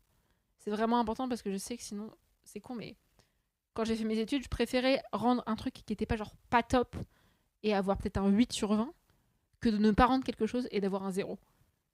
Je dis au moins j'ai essayé de faire quelque chose. Au moins j'ai eu l'audace de me dire je fais quelque chose, même si c'est pas parfait, que c'est genre pas très beau. Au moins j'aurais fait quelque chose. Et le prof il sait que au moins je me suis bougé le cul, j'ai testé des trucs, même si c'est pas parfait, au moins j'ai testé des trucs. Que de dire j'avais pas eu le temps, je l'ai pas fait, j'ai oublié mon devoir, ah bah je sais pas quoi, c'est quoi de ah bah ouais ah bah, je vais mettre, bah ouais bah moi je l'ai fait, tu vois, même si c'est pas parfait, au moins le prof il a fait son travail. Donc c'est du sérieux et en même temps c'est beaucoup de connaissance de soi-même, tu vois. Genre je me connais, je sais qu'en un mois je suis pas capable de faire 10 épisodes de Belle Personne. J'en ai conscience avec les projets que j'ai aussi, voilà. Donc c'est con, mais Belle Personne, bah, je fais un épisode toutes les 2 semaines. Je fais pas un épisode toutes les semaines. Parce que je sais aussi que j'ai besoin d'une régularité qui me correspond et c'est aussi ça, quoi. Genre, je prends aussi le temps face aux trucs que j'ai et j'anticipe tellement. Genre, il y a plein de choses que j'anticipe. Là, donc on enregistre en fin août. Je vais déménager de chambre dans 3-4 jours. Changer de chambre, hein, je vais pas déménager, etc. Mais je vais juste changer de chambre dans ma coloc. Bah, il y a 3-4 semaines, j'ai juste fait un nouveau calendrier dans mon calendrier Google en me disant donc là, il faut que je déménage des trucs. Donc ça, c'est le checking de mon ancienne coloc. Donc ça veut dire qu'il faut quand même que je sois un peu éveillée. Là, ça veut dire que je déménage. Là, ça veut dire que ma mère pourrait venir pour faire le ménage. Et c'est con, mais j'ai juste anticipé les trucs, de me dire, bon, bah, c'est pas un rétro-planning avec un plan de 90 jours, de hyper carré avec des tâches et tout. Mais c'est juste, bon, bah, voilà ce qu'il faut que j'anticipe, parce que sinon, je vais être dans le, le stress de me dire, ah, il faut que je fasse ça, il faut que je fasse ça. Et je sais en plus que je suis une personne qui stresse beaucoup, mais vraiment beaucoup, dans des choses qui se pressent et qui vont très vite et qui, je suis en mode, bon, bah, il faut que je ne pas péter un câble. Ma mère qui me disait ça quand j'étais petite, parce que j'étais une personne assez stressée, et je le suis encore un peu. Et genre, j'étais la dernière qui finissait son repas à table, tu vois. Et j'avais cette fable de La Fontaine qui disait une adversaire de courir, il faut partir à point. Donc, autant anticiper le plus possible c'est toutes les galères qui peuvent arriver. On sait jamais. Il faut mieux vaut prévenir que guérir, quoi. De me dire, bon, au pire, qu'est-ce qui peut se passer? Au pire du pire, qu'est-ce qui peut se passer? Et du coup, qu'est-ce qui peut se passer? Bah, voilà ce qui peut se passer. Donc, comment je peux l'anticiper et comment je peux ne pas faire un burn-out le jour J j'ai plus envie de faire quelque chose. J'ai fait aussi beaucoup de théâtre, ça m'a beaucoup aidé. Le jour J, j'avais toujours ce truc de stress. Non, mais c'est pas la peine. Non, mais on va annuler. C'est pas une bonne idée. Non, mais vous savez quoi? Non, mais ça fait 3 mois qu'on l'enregistre, qu'on répète cette pièce. De toute façon, je connais pas mon texte, ça n'a aucun intérêt. Et puis en fait, tu fais ta première tirade sur la scène et t'es en mode vraiment, c'est la meilleure chose que je fais. J'adore être sur scène. Donc ça m'a beaucoup aidé de me dire vraiment, tu sais, tu te connais, tu sais qu'à chaque fois, tu réagis de cette façon. Tu sais que c'est comme ça que ça se passe. Tu sais que tu doutes pendant une semaine à te dire est-ce que c'est vraiment une bonne idée. Quand j'ai lancé Belle Personne, c'était ça. Je te dis non, mais vraiment, est-ce que c'est une bonne idée? Ça faisait genre 5-6 ans que je t'en mode, je ferais trop faire des podcasts interviews avec des deep et tout. Je t'en mode, est-ce que c'est une bonne idée en fait? Je suis pas sûre que ce soit une bonne idée. Bah, en fait, si ça fait 5 ans que j'avais quand même l'idée, c'était peut-être une bonne idée quand même, tu vois. Ah, c'est normal de douter. Mais du coup, t'as fait du théâtre quand? Au collège et au théâtre et au lycée. En fait, quand j'étais en primaire collège, j'étais très très timide. Mais genre timide, mais tu me posais une question, j'ai juste envie de me mettre sous ma table, pleurer en boule, voilà quoi. Donc j'ai fait du théâtre au collège via un truc qui s'appelait le P3L, qui c'était le patronage laïque Lamartine, Lariche, un truc comme ça. Genre c'était un truc, un nom à rallonge, qui était fait par une comédienne de théâtre et une metteuse en scène qui s'appelait Laure Monroe. Et c'était un truc qui s'appelait le Petit Théâtre, parce que voilà, c'était marrant. Et on faisait des pièces de théâtre, donc c'était pas genre du Molière et tout, mais soit c'était des pièces de théâtre un peu réécrites, contemporains, etc. Soit c'était des morceaux choisis de petites pièces, donc après on faisait un peu un ordre pour que ce soit cohérent. Donc j'ai fait ça, et j'ai fait au lycée, ou au collège, non, au lycée je crois, un truc que du coup une de mes sœurs avait fait, qui s'appelle, ça n'a pas de nom, qui était des stages de théâtre en 5 jours. Donc ça veut dire que et qui était lié à un peu de musique. Donc c'est-à-dire que le lundi matin, donc c'était fait par, tu arrivais et t'avais de la pièce de théâtre qui avait été écrite par la personne qui s'occupait du théâtre, donc qui s'appelait Richard Petitssigne, qui avait ou qui a encore une compagnie qui s'appelait la compagnie Troll, donc qui fait du théâtre, qui écrit, qui a écrit des bandes dessinées, qui a écrit plein de choses, donc c'est son activité à plein temps. Et donc lui, il écrivait toutes les pièces de théâtre, il savait combien il y avait de personnes, il savait combien il y avait de filles, combien il y avait de garçons, donc il essayait d'avoir un peu aussi cohérent. Et donc le lundi, on arrivait, on lisait la pièce tous ensemble, et puis on choisissait nos rôles. Et puis on avait, genre le jeudi, on faisait un filage, et le jeudi, il fallait que tu aies appris tout ton texte. C'était pas discutable. Quand tu faisais la répétition, tu ne devais pas avoir ton texte. Donc voilà. Et l'après-midi, donc le matin c'était ça, et l'après-midi on avait des ateliers donc de musique. Donc quand il écrivait la pièce, Richard, il faisait en sorte qu'il y ait des interludes musicales, soit des chansons, soit genre des chorégraphies, des choses comme ça. C'était pas des chorégraphies dignes des plus grands trucs de compétition, mais c'était des petits trucs, tu vois. Puis on était au lycée, donc bon, on n'était pas au Moulin Rouge, quoi, mais voilà. Et donc l'après-midi, on faisait ça. Et je sais pas si c'était le vendredi soir ou le samedi soir, on faisait représentation devant les parents avec genre apéro de tout le monde qui a ramené des trucs à manger et tout. Donc j'ai fait ça. Et ça, c'est hyper cool parce que t'as une ambiance genre hyper forte. Parce que c'est des personnes en plus que tu revois un peu à chaque stage. Et c'est genre, tu vois, t'as des nouvelles personnes, des fois t'en as pas des nouvelles. Quand t'as toujours ce truc de ah, bah c'est ton dernier stage, oh, c'est marrant. Donc ouais, c'est une ambiance hyper soudée. Et c'est aussi ce truc de. En fait, c'est aussi un peu un challenge de te dire il faut que tu apprennes ton texte. Et t'as aussi un peu ce sentiment de colo, du coup, de ah, c'est trop cool, on a envie d'y aller. Et puis, ouais, c'était une super ambiance. Je me souviens vraiment de. Je crois que j'ai encore les textes chez moi des pièces, puis c'était toujours des pièces un peu what the fuck. Genre des trucs qui se passaient, des trucs contemporains, mais qui partaient un peu dans tous les sens. Bon, c'était toujours un peu les mêmes thèmes, mais je me souviens, genre, la première pièce que j'ai faite, c'était. Le thème, c'était. Genre, 5 personnes qui se retrouvaient 10 ans après qu'ils se soient vus pour leur première fois.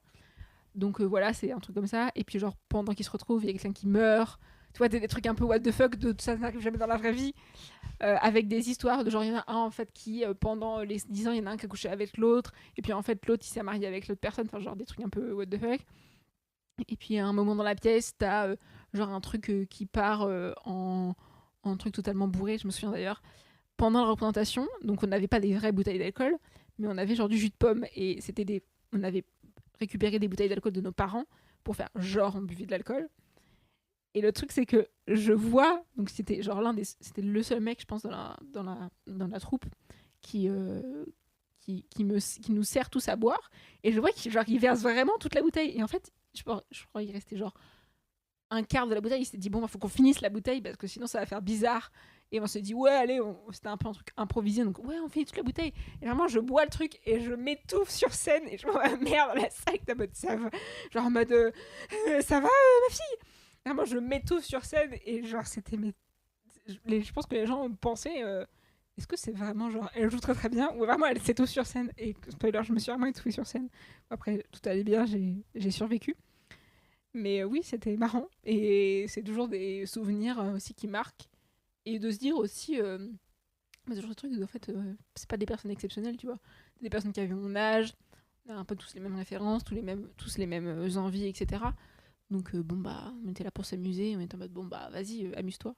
Et puis on répétait pas pendant une semaine on répétait pas que de répéter la pièce. On faisait aussi genre des jeux d'impro pour aussi apprendre à jouer, etc. Donc t'as plein d'histoires qui se créent aussi, des références qui se créent d'année en année. Donc ouais, c'était marrant. Et c'était aussi un peu stimulant pour moi quand j'ai découvert ça, parce que je me souvenais de représentations où ma sœur les faisait. Et je me disais, oh, c'est trop cool, elle faisait des chansons. Et puis je voyais ma mère qui l'aidait à faire des costumes, etc. Un peu what the fuck et tout. Genre, ils avaient fait une pièce où ils avaient réinventé Roméo et Juliette, tu vois. Donc bon, bah, c'est aussi toute une histoire réinventée avec un truc contemporain, etc. Donc ouais, j'ai fait du théâtre au collège. Et du coup, bah, j'ai arrêté au lycée parce que j'avais plus le temps. Parce que oui, au lycée, j'ai fait une option art plastique, c'était le mercredi après-midi. Donc je pouvais plus faire le théâtre, du petit théâtre, mais je faisais les trucs pendant les vacances. Et ça m'a vraiment appris, c'est con, mais ça m'a appris à poser ma voix, à articuler, même si je sais que j'ai encore un peu du mal, mais, mais aussi à gérer ton stress, à ne pas faire une attaque de panique quand tu stressais à 5 minutes avant la représentation, de te dire, bah en fait c'est normal, si tu l'as tout le temps, c'est que aussi ça veut dire que c'est important pour toi, ça veut dire que tu accordes aussi beaucoup d'importance à le faire et que ça a un sens. Si tu as peur, c'est aussi parce que bah, ça te stimule aussi en toi de te dire bien envie de le faire, hein, ça va être cool. Puis ce truc de. C'est là aussi la tactique de belles personnes, mais la fierté qu'on éprouve est à la hauteur de la peur qui nous retient, c'est ça en fait. C'est que ça me faisait, mais genre 5 jours avant, 5 heures avant, j'avais juste envie de me dire je ne vais jamais faire ce truc, vraiment, pourquoi j'ai décidé de faire ça? Ça n'a aucun sens. Puis tu montes sur scène, tu fais ton truc, et t'es en mode putain, mais c'était trop bien! Je suis trop fière d'avoir fait ça, putain! Quand tu salues à la fin, t'es en mode mais c'est trop une aventure de malade! Il y a des gens, c'est leur métier de faire ça, c'est fou! Donc ouais, je suis du théâtre. Bah, trop cool. Effectivement, je pense que. Enfin, quand t'en parles, ça sent que ça fait vraiment sens en fait dans ton parcours et je vois que tu regardes le temps. Non, je regarde les niveaux de son machinalement. Très bien. Des formations professionnelles. Oui, c'est ça, totalement. Ouais, non, je voulais juste rebondir par rapport au théâtre sur le fait qu'il y a aussi un petit côté, peut-être, le ridicule ne tue pas. Ah ouais. Et un autre aussi, par rapport, tu parlais du fait d'être timide quand tu étais plus jeune. Et je trouve que c'est vrai que ça se voit que tu es quand même hyper à l'aise avec les gens, hyper avenante. Moi, c'est pareil, j'étais assez timide. Et je trouve que tu as vachement ce truc de... à partir du moment où tu as envie d'aborder quelqu'un, Bah, y a aussi des moments où je suis très timide et j'ai pas envie d'aller voir les gens. Hein. Ah bon? Non, mais genre, quand. Ouais, non, mais c'est con, mais plaisante. je pense que le digital aussi, ça m'aide beaucoup plus, tu vois. J'ai beaucoup plus. Enfin, je suis une personne qui répond très très facilement aux stories des gens qui ne le connaissent pas plus que ça, et voilà. D'ailleurs, c'est marrant. Quand il y a une personne qui me contacte, enfin, qui s'abonne à mon compte Instagram, je lui envoie pas un message directement. Genre en mode bienvenue sur mon compte Instagram. En fait, j'attends de découvrir la personne, de potentiellement elle réponde à une de mes stories ou que je réponde à une de ses stories pour créer un lien que dire bonjour, bienvenue sur mon compte Instagram, tu vois.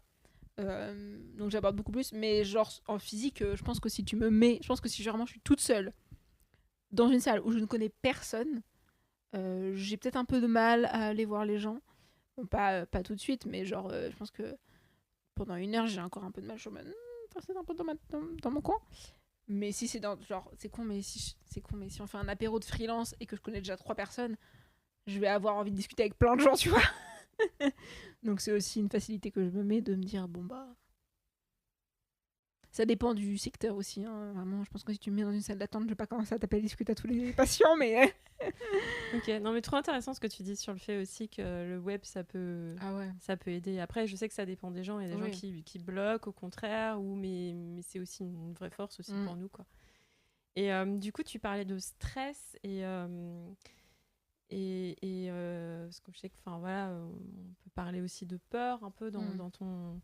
Je sais pas si tu as des routines ou des remèdes pour tes moments down ou qu'est-ce qui fait que tu...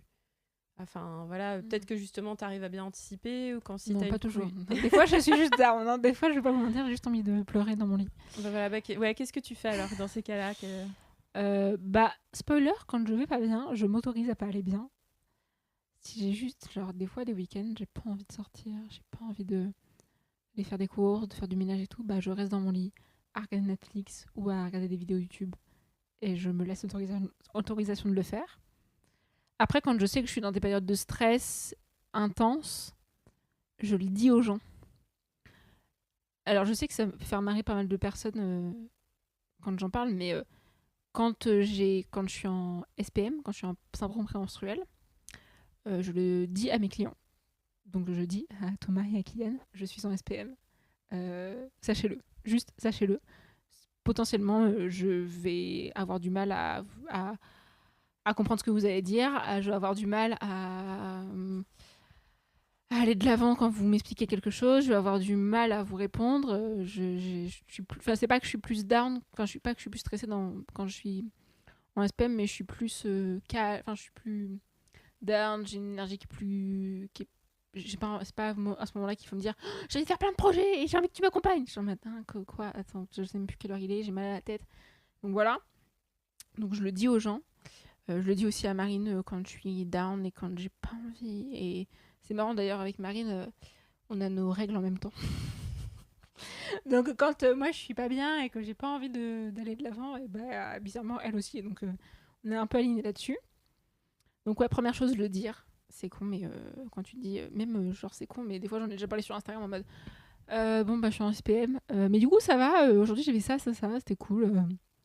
Peut-être qu'il n'y aura pas de newsletter cette semaine parce que je suis un peu down et que j'ai pas envie d'écrire. Donc voilà. Après en méthode de genre outil, j'ai découvert Okaran et c'est clairement une belle révolution.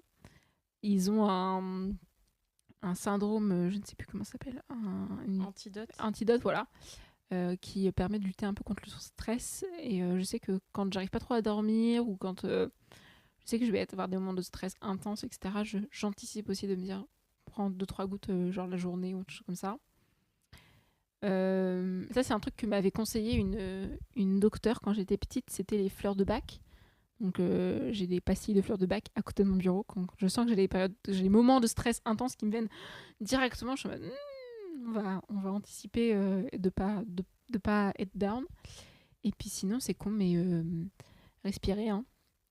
Je sais que ça peut paraître un peu bateau de dire est-ce que vous avez déjà respiré mais il y a une personne que j'avais découverte via ma mère qui est art thérapeute et qui intervient dans les hôpitaux et dans les services de cancérologie de personnes qui vont bientôt mourir et qui avait fait un TEDx à Cannes et qui en son personnage d'art thérapeute donc qui s'appelle Annabelle et c'est très marrant parce qu'elle est dans un personnage de clown un peu féerique et tout et elle dit à toutes ces personnes en costard cravate genre médecin et tout professeur je sais pas quoi est-ce que vous avez déjà respiré aujourd'hui et genre elle leur fait respirer avec de la musique et tout et je suis en mode je pense que c'est juste ça en fait quand on est stressé et quand on a genre on est en mode je sais pas quoi faire je suis en mode attends première chose tu respires du sommet du plus profond de la terre jusque dans les étoiles et après tu réfléchis à ce que tu veux faire tu prends conscience que c'est un chantier à la fois et pas tout en même temps de après enfin on pète un câble mais ouais première chose on respire du centre de la terre jusque dans les étoiles et deuxième chose on prend conscience que c'est une chose à la fois quand je parle de Marion Seclin elle n'est pas la Marion Seclin de maintenant en un claquement de doigts tu vois toi t'es pas la Amandine Cara en un claquement de doigts t'as fait des choses t'as pris le temps de faire des choses, de lancer ton podcast, de faire plein de choses. Moi, c'est la même chose, tu vois. J'ai pas lancé 3 podcasts en un claquement de doigts. Bah, j'ai fait mon podcast, même pas que, voilà. Après, j'ai fait un autre podcast. J'ai fait un peu... Bon, ça a été un peu un truc de... ça s'est pas continué. J'ai lancé Belle Personne. Je suis en mode, ok, bon, bah, je fais une chose à la fois. J'invite des invités. Ouais, c'est cool. Je fais une 3e saison avec d'autres invités. Ouais, c'est cool. Mais juste prendre le temps de accepter que tout... tout n'est pas un éclair, tu vois. Genre, one step by step. Un chantier à la fois, une idée à la fois. Et ça peut être un peu antinomique de dire il faut se mettre en mouvement. Mais en fait, je pense que c'est juste le déclic à avoir de il faut se mettre en mouvement. Et après, dans le mouvement, tu fais une étape, après une étape, après une étape, après une étape.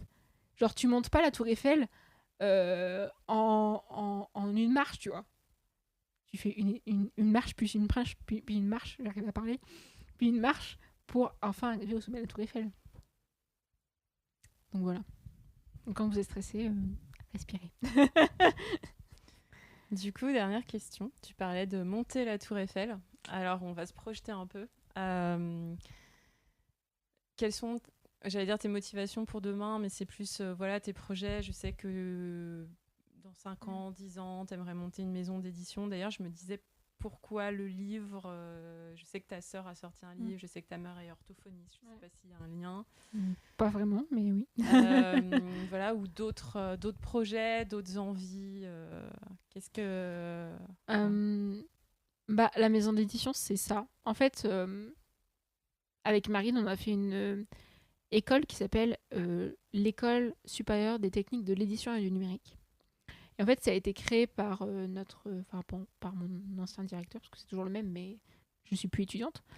Et en fait, il a créé d'abord une agence éditoriale. Donc une agence éditoriale, c'est pas la maison d'édition qui va éditer le livre, mais c'est celle qui va genre la mettre en page, peut-être revoir les textes, faire, je sais pas, réfléchir au format qu'il va y avoir dedans. Par exemple, ils ont fait toute la mise en page et tout le contenu de l'almanach des grosses têtes. Je sais que ça ne fait pas rêver, mais ça donne une image de... En fait, la personne qui a dû le faire, elle a dû écouter toute l'émission des grosses têtes et repérer les anecdotes qui vont être sur cette page, comment ça va être fait le sommaire, etc. Donc ça, c'est quelque chose qui... ne serait-ce que dans nos cours, en fait, en première année, notre projet, c'est de faire un bouquin. Et c'est con, mais quand t'es en première année et de faire un bouquin, t'as tellement de questions qui te posent de... Mais on fait quoi comme sujet? Comment on le découpe? Comment on choisit l'angle? Est-ce qu'on fait un livre de fiction ou est-ce qu'on fait un livre de non-fiction sur des conseils? On a fait un livre de non-fiction, etc. Mais c'est un vrai travail et je pense que c'était une aventure hyper enrichissante pour moi parce que déjà j'étais en première année et qu'il y avait plein de choses que je savais pas faire et que j'ai appris beaucoup. Et j'ai appris beaucoup aussi sur moi-même de me dire est-ce que j'aime faire, est-ce que j'aime pas faire. Donc la base de notre école, c'est faire des livres. Après, ils font aussi du digital, genre des sites web ou des applications pour... genre, ils travaillent avec Disney pour faire lecture des livres avec la retranscription pour les personnes qui sont dyslexiques. Donc, ils font aussi beaucoup de ce travail. Et avec Marine, je pense qu'on avait toujours un peu ce rêve de se dire j'aimerais trop, genre, publier un bouquin un jour. Pas où c'est moi qui l'ai écrit, mais c'est moi qui l'ai imaginé. Et... pour moi, il y a aussi un truc de... On se concentre beaucoup sur le digital et on se concentre beaucoup sur les posts sur Insta, les choses qui sont où tu as directement le retour du public. Mais en fait, un livre, pour moi, c'est la définition de apprécier le processus, pas l'objectif. Parce que le nombre d'étapes que tu as sur un bouquin, de comment tu réfléchis à la mise en page, de quelle couleur tu mets, quelle image tu mets, quelle police tu mets, quelle taille de police tu mets, quel... sujet tu abordes, quel sujet tu n'abordes pas, comment tu fais pour que ta patte d'écriture ce soit la même au début comme à la fin. Donc voilà, et il y a aussi un autre truc, c'est que avec Marine, je pense qu'on a un amour profond du visuel et on adore passer des heures dans des librairies à regarder comment elles sont faites les mises en page. Et on trouve ça dommage que des livres de non-fiction ne soient ça juste du texte à la suite. On considère que c'est... Enfin, en tout cas, moi, je considère que c'est un peu du... Pas de la fainéantise, mais de dire, ouais, bon, bah... je veux pas quoi faire, donc j'ai juste fait un bouquin, tu vois. Alors, c'est très bien, je suis en train de lire le livre de Gary Vee, c'est trop intéressant, et je suis en mode, ces personnes extraordinaires. Mais je me dis, et si ils avaient juste fait de la mise en page avec juste... C'est con, mais de la couleur, des schémas, des choses comme ça, bah, ça aurait permis aussi à d'autres personnes d'avoir plus d'accessibilité, d'avoir plus d'idées, d'avoir plus d'intérêt pour ce bouquin.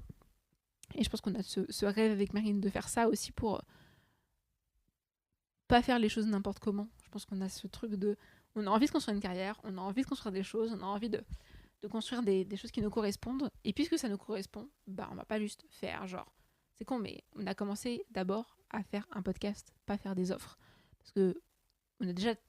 C'est con, mais faire une offre à deux, c'est tellement de questions que... Mais vous n'imaginez même pas mais en fait, comment on fait pour les factures? Comment on fait pour choisir avec qui on travaille? Si on fait un call découverte, après, comment on fait? Est-ce qu'on jarte la personne, on en discute toutes les deux et puis on vient vers toi? Est-ce qu'il y en a qu'une qui prend la décision?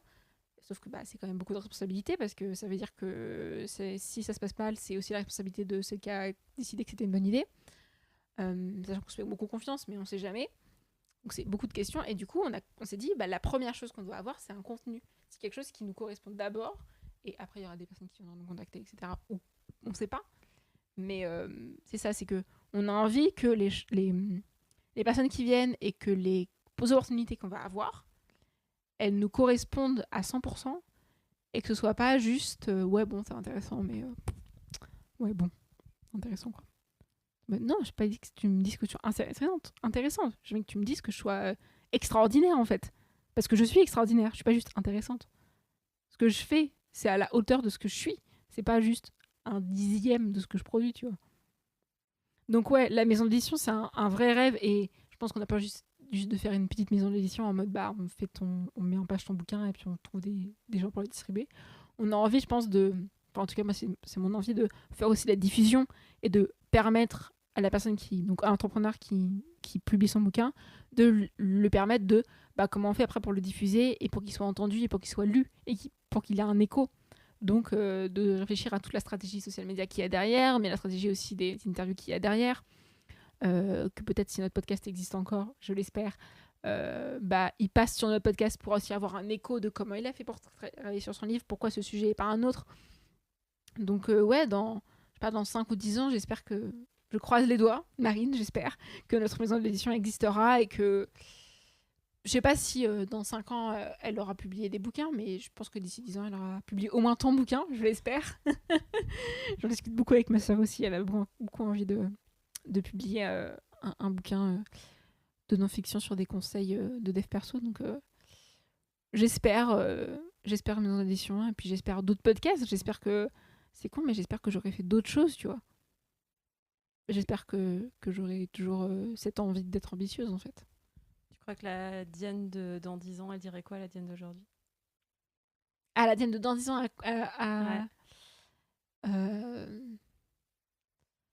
Bah, tu vois, hein. T'es capable, hein.